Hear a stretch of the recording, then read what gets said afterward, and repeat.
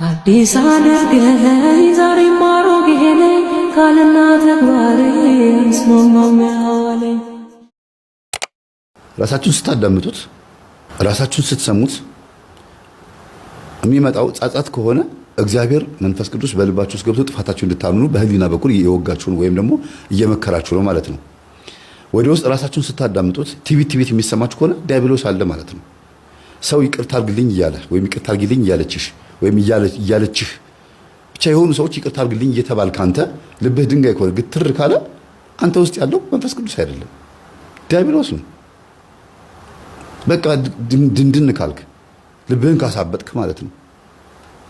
ሌላው ንስሐ መግባት እየፈለክ መስገድ፣ መጾም፣ መጸለይ እየፈለክ ግን ማድረግ ካቃተህ የእግዚአብሔር መንፈስ አይደለም። ይሄን እኮ መረዳት ያስፈልጋል። በቃ ውስጥህን ስታዳምጠው ጀጅ ማድረግ መገመት ያስፈልጋል። ወደሆነ ነገር ዲፔንድ ማዘንበል ያስፈልጋል። ኢንፍሉዌንሱ ወይም ተጽዕኖ ክፉ ከሆነ ክፉ መንፈስ ነው፣ ደግ ከሆነ ደግ መንፈስ ነው ማለት ነው። ለምሳሌ ሄጄ ላስቀድስ ነገ ጠዋት ተነስቼ ማስቀደስ አለብኝ ብለህ አላርም ሞልተሃል ወይም ሞልተሻል። ጠዋት ስትነሳ በጣም ዱካክ የሚለቅብህ ጭብም ብለህ ስልኩን ዝግት አድርገህ ዝም ብለህ የምተኛ ከሆነ የእግዚአብሔር መንፈስ አይደለም። በዚህ መረዳት ያስፈልጋል።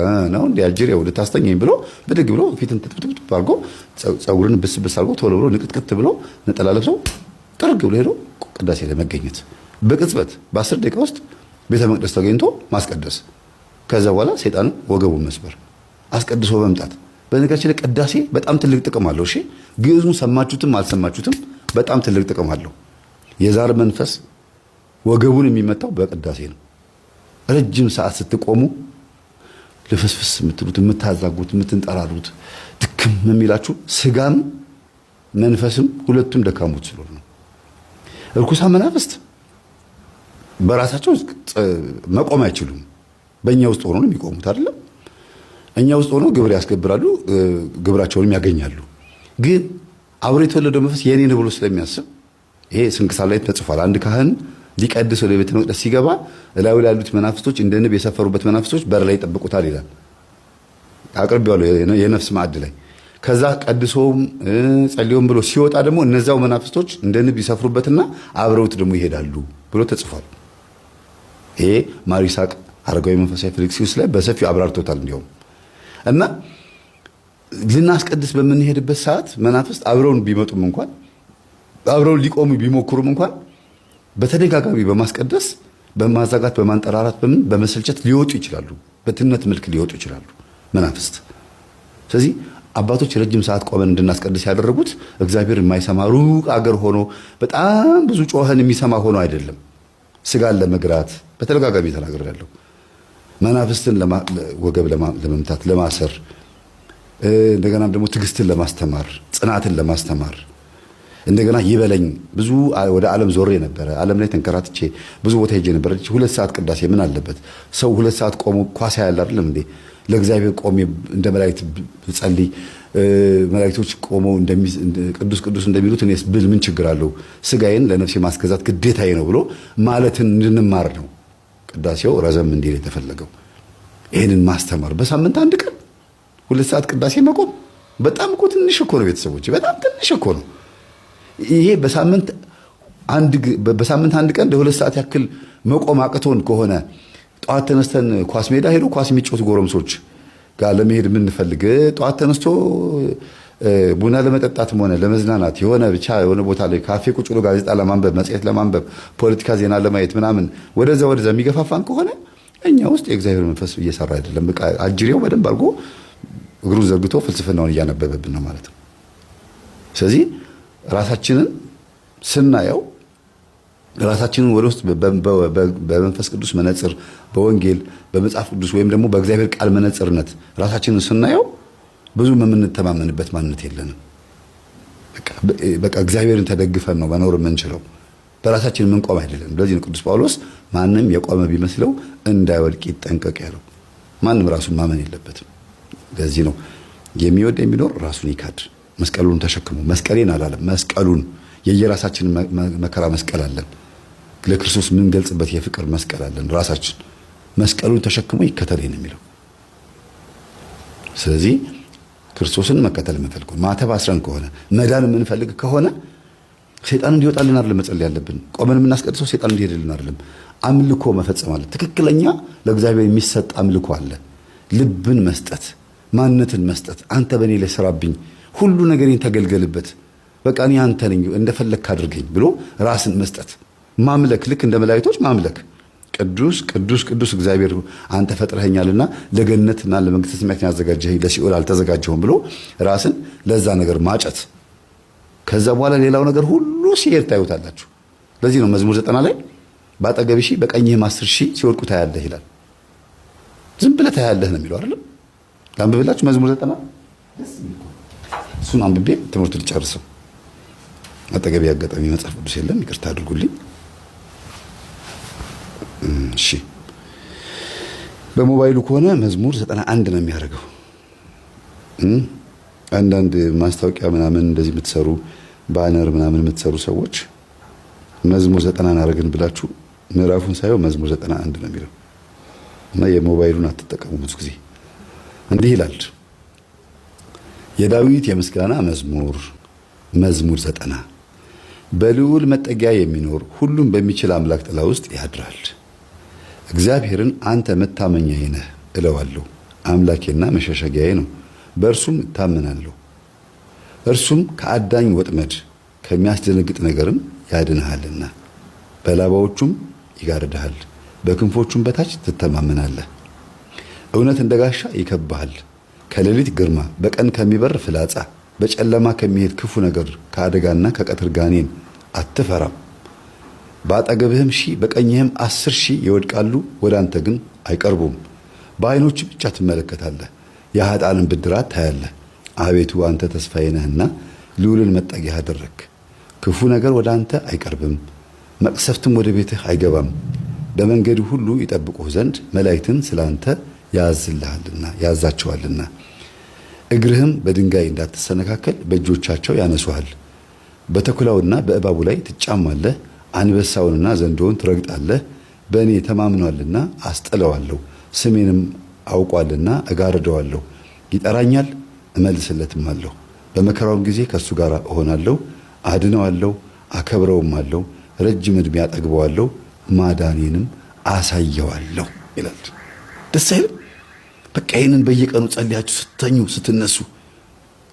መዝሙረ ዳዊት እኮ ነፍስን እኮ የሚያረካት። መዝሙረ ዳዊት የሚጸልይ ሰው በሕይወት ዘመኑ ሰዎችን ሳይረዳ ሰዎችን ሳያግዝ አይኖርም። ከራሱ አልፎ ለቤተሰቡ የሚተርፍ በብርሃን የተሞላ ሰው ነው የሚሆነው መዝሙረ ዳዊትን የሚጸልይ ሰው። ስለ መዝሙረ ዳዊት ያላቸው አመለካከት መለወጥ አለበት። በጣም በጣም የሚገርም ጸሎት ነው። የምድራችን የረጅም ዓመት ጸሎት። ጻድቁ አባታችን አቡነ ተክለ ሃይማኖት መዝሙረ ዳዊትን በቀን ስንት ጊዜ እንደሚጸልዩት ገድላቸውን አንብባችሁ የምታውቁ ሰዎች በጣም የሚገርም ነው። በአንድ ቀን 3 ጊዜ 4 ጊዜ የሚጸልዩት ነበሩ። 7 ጊዜ የሚጸልዩት አባቶች ነበሩ። ሙሉን እኮ 150ውን መዝሙር እኮ ነው እየሰሩ ጸሎቱ ባፋቸው ስለሆነ መዝሙረ ዳዊትን። ታዲያ እንደዚህ ሆኖ እንዴት ነው መላእክት የማይገለጡላቸው?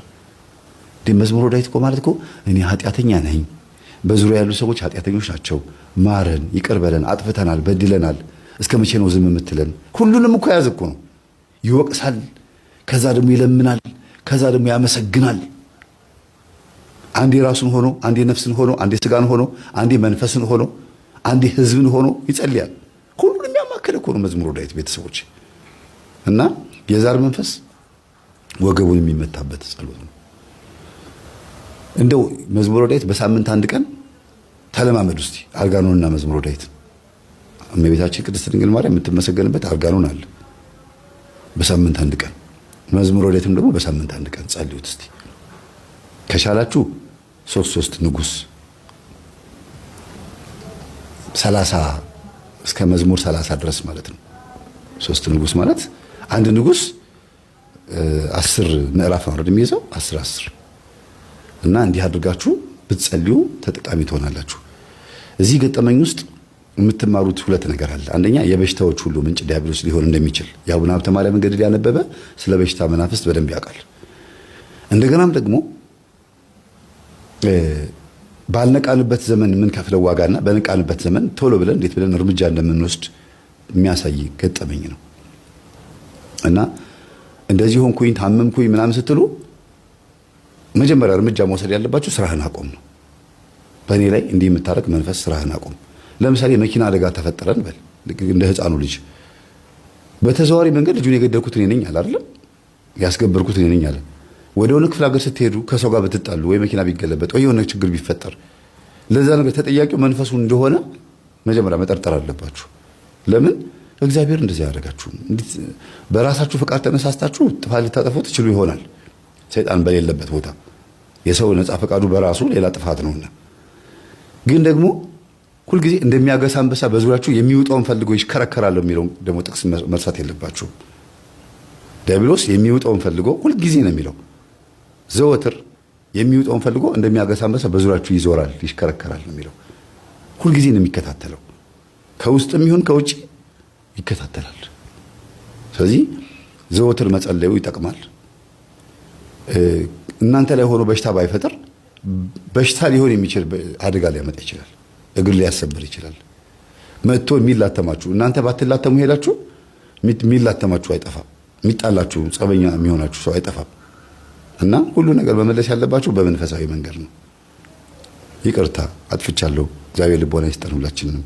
ከሆነ ነገር ሽሽት መጋፈጥ አያስፈልግም። እንደዚህ መፋለም ምናምን አያስፈልግም። ከምን እንደመጣ መረዳት። ኢየሱስ ክርስቶስ ይላል ማቴዎስ ወንጌል ላይ በሰው ልብ ውስጥ ያለውን ያውቅ ነበርና አይተማመናቸውም ነበር አይደል የሚለው።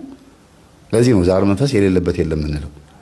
እንግዲህ አስቡት፣ መጽሐፍ ቅዱስ የሚናገረው በሰው ልብ ውስጥ ያለውን ያውቅ ነበርና አይተማመናቸውም ነበር። ማን እንደሚያዋራቸው ያውቃል። አይደለም አይሁዳውያን ጌታን የሚፋለሙት እና የሚከራከሩት የሚገዳደሩት ቀርቶ የራሱ ደቀ መዝሙር ሐዋርያው ቅዱስ ጴጥሮስ እንኳን ጌታዊ አትሙትብን፣ ጌታዊ አትሰቀልብን እያለ ከኋላ ሲከተለው ሂድ አንተ ሰይጣን ብሎ ጴጥሮስ ውስጥ ያለውን ሰይጣን ነው የገሰጸው። አብሮት እያለ እንኳን ቅዱስ ጴጥሮስ ከጌታ ጋር እያለ እንኳን ጴጥሮስ ውስጥ ያለው መንፈስ ያወራ ነበር።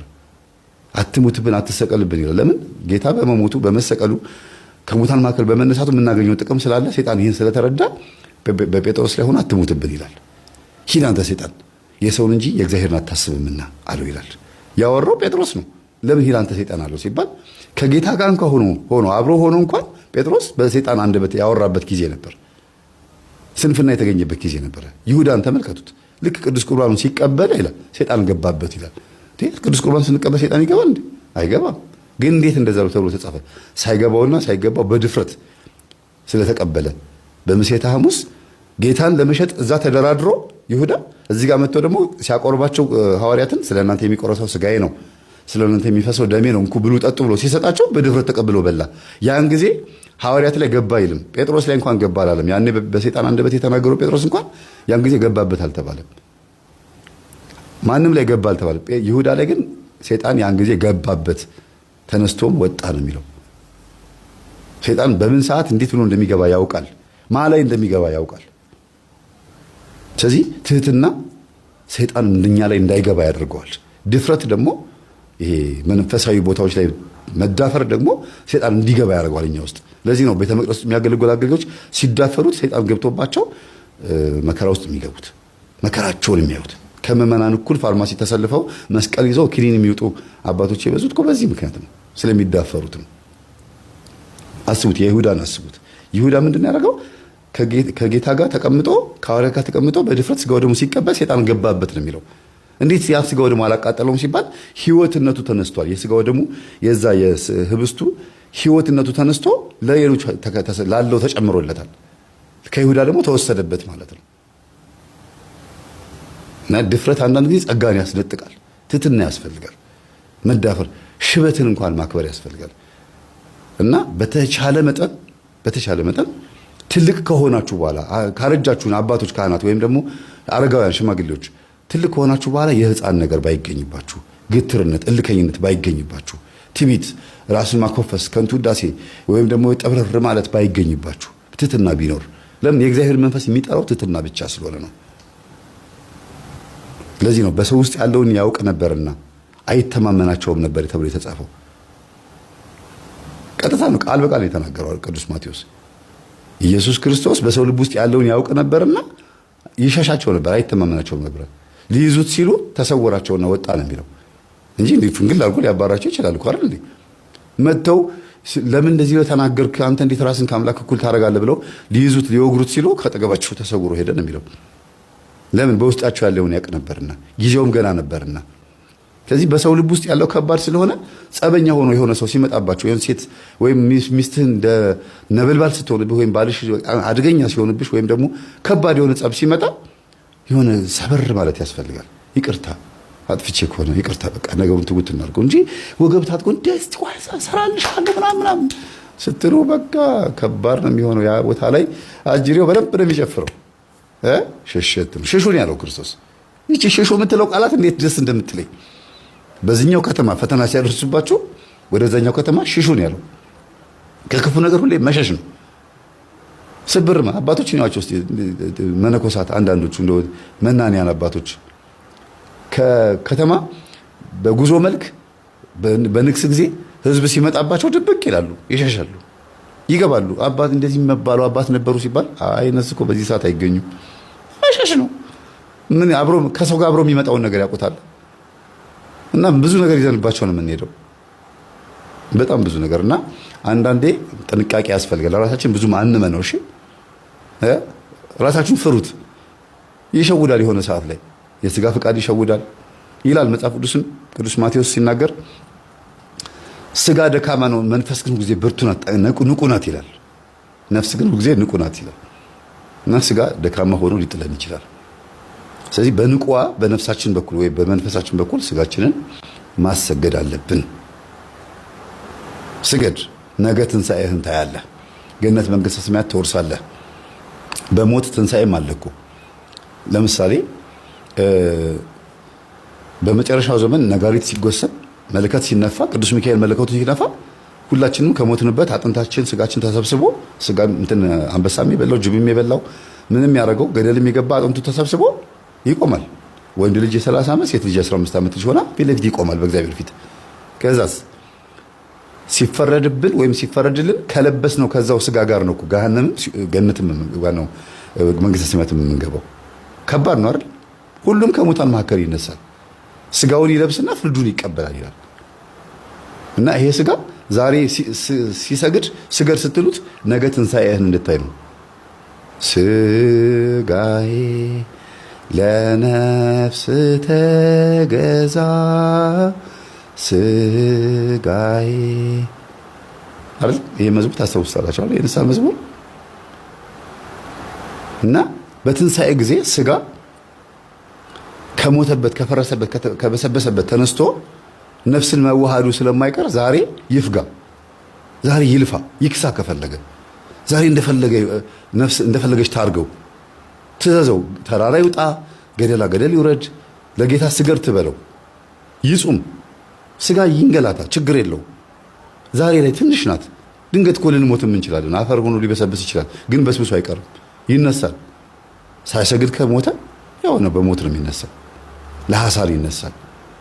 ሰግዶ ከሞተ ደግሞ በመጨረሻው ዘመን ደግሞ ወደ መንግስተ ሰማያት ከዚሁ ስጋችን ጋር እኮ ነው።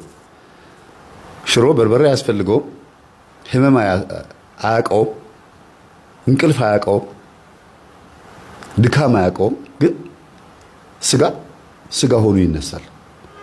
ነፍስን ይዋሃዳትና እንደዚሁ እንዳለን መንግስተ ሰማያት ላይ ስናመሰግን እንኖራለን። ደስ አይልም? ይሄ እድል አይደለም?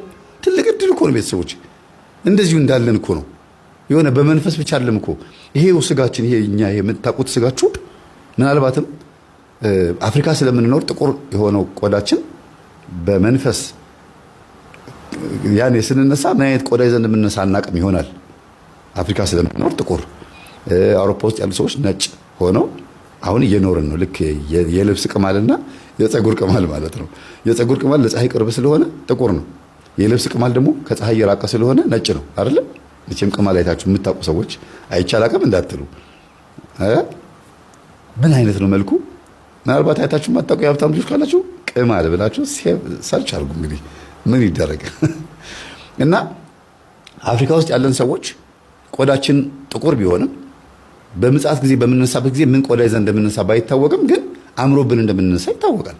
ውብ ሆነን ይሄ የምናየው ስጋችን፣ ይሄ የምናየው ማንነታችን።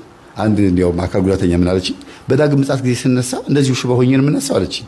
አይደለም የነፍስሽን ይሄ በዚህ በምድር ላይ ትኖሪበት በነበረበት ሰዓት አካል ጉዳተኛ ሆነሽ እንደነበርሽው አይደለም ያለሽው። ያን ጊዜ ስትነሽ ሙሉ አካል ይዘሽ ነው የምትነሺው። ጎባጣውም አይነ ስውሩም ሁሉም ሙሉ ሆኖ ነው የሚነሳው። ሙሉ ለምን በስጋ በሽታ ምክንያት በምግብ በተለያዩ አይነት የምግብ እጥረቶች ወይም ደግሞ በመናፍስት በዛር መንፈስ ምክንያት ስጋችን ብዙ ቅርጽ ሊይዝ ይችላል። ብዙ አይነት ዲፎርም አንሼፕድ ሊኖር ይችላል፣ ወይም ደግሞ ቅርጽ አልባ ሊሆን ይችላል። ግን በምጽአት ጊዜ እንደዛ አይደለም እና አምሮብን ነው የምንነሳው።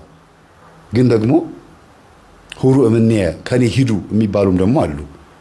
በጎቼ በቀኝ የሚባሉም ደግሞ አሉ እና ከየትኛው ወገን እንደሆነ ስለማይታወቅ ያንኑ እግዚአብሔር በሚያቀን መልካችን ነው የምንነሳው ብዬ ነገርኳት። እና ምንድነው እውነት እግዚአብሔር ደግና ቸር አምላክ ነው። የማንንም ሞት አይፈልግም፣ የማንንም ሲኦል መግባት አይፈልግም። ግን በፍቃዳችን ወደን ፈቅደን ሲኦል መግባት የምንፈልግ ከሆነ መንገዱ ክፍት ነው። ውሃና እሳት ቀርቦልሃል፣ ወደ ፈለግከው ግባ ነው እና ስጋችንን አሁን ብናስገዛው ጥሩ ነው። ጠንቋይ ቤት ስንት ዓመት ሙሉ ተካደመ፣ ደብተራ ጋር ስንት ዓመት ተሮጠ፣ ለስጋ ፈቃዳችን፣ ለዝሙት፣ ለጭፈራ፣ ለተለያየ አይነት ፍላጎቶቻችን ስንት ዓመት ስንት ቦታ ሮጥን። በቃ በሉት ስጋችሁ። አረ በቃ አሁን ለእግዚአብሔር ሰግጄ ልሙት። ለምን ነገ ፍንችር አልልም? ለምን እየሰገድኩኝ 40 ዓመት ተርቤ ተጠምቼ አልኖርም? በቃ እግዚአብሔር የፈቀደውን ከዚህ በኋላ እኖራለሁ። ስንት ዓመት ይሁን እንደፈለግኩ ሆንኩኝ። ከዚህ በኋላ ያለውን ግን እሱ ይፍቀድ ነው የሚባለው። በስተርጅና አርጅተው ኩል የሚኳሉ ቅንድባቸው የሚቀነደቡ አርጅተውም ሜካፕ የሚቀቡ ሊፕስቲክ ተቀብተው ዊግ አድርገው በጣም ሽማግሌ ሆኑ 30 ማነው 60 ዓመት 70 ዓመት ሆነው ሴቶችም ወንዶችም ሴቶች ላይ ብሳል እንደው በቃ ታይት አድርገው ምናምን በየመንገዱ ሲሄዱ ሳይ አፍራለሁ። አንዳንድ ጊዜ እንደው በቃኝ የሚሉበት ጊዜ የለም እንዴ? አሁን በዚህ እድሜ ምን ሊያመጡ ነው ይሄን ታይት የሚለብሱት እላለሁ። በጣም የሚያሳዝኑ ነጮች አንድ ጊዜ ለይቶላቸዋል። አሕዛብ ናቸው። ሃይማኖት ያለን እኛ እናቶች በስተርጅና እንደዛ የምትኳኳሉት ምን ለማምጣት ነው? ያለውን በጸጋ ትቀበሉትም። ጸጉርን ሂና ከመቀባት ወይም ደግሞ እንደው ሽበትን መከራውን ከማሳየት በጸጋ መቀበል እኮ ምንም ችግር የለውም። በቃ የሆነ ጊዜ ኖር ያለው ይበቃል። አሁን ደግሞ ሲራሴን ለእግዚአብሔር ልስጥ ነው የሚባለው። ቆራቢ ሆነው ውስኪ የሚጠጡ እናቶች ያውቃሉ። እኔ በቅርበት የማውቃቸው እዚሁ ጨርሰው ያልመጡ ማለት ነው። እንደው ቤተሰቦቻቸው ሲጨቀጭቋቸው ጭቅጭቅ ሲያደርጓቸው ቆራቢ ናቸው፣ ግን ደግሞ አንዳንድ ጊዜ ፋ ያደርጓታል። ከዛ ደግሞ ይዘባርቃሉ፣ ይቀባጠራሉ። ፈጽሞ መመለስ ነው። በቃ ወደ አልኮልም መመለስ አያስፈልግም። በስተርጅና አልኮል ምን ያደርጋል? መተው ነው በቃ። እና ስጋን ለነፍስ ማስገዛት፣ ስጋን ለእግዚአብሔር ማንበርከክ የመሰለ ትልቅ ስልጣን የለም። ይሄ እኮ የኛ ስልጣን እኮ ተሰጥቶናል። ስልጣናችን እኮ ነው በቃ። እግዚአብሔር ይችን እድል ሰጥቶናል። ሳንሞት ይችን እድል ሰጥቶናል። ከሞትን በኋላ የለም አለቀ በቃ። ምንም ነገር መመለስ የማይቻልበት ሁኔታ ውስጥ ነው ያለነው ፈቃዱ ካልሆነ በስተቀር። ስለነበረ ሰዓቱ አምላካችን ስም የተመሰገነ ይሁን። ሰላም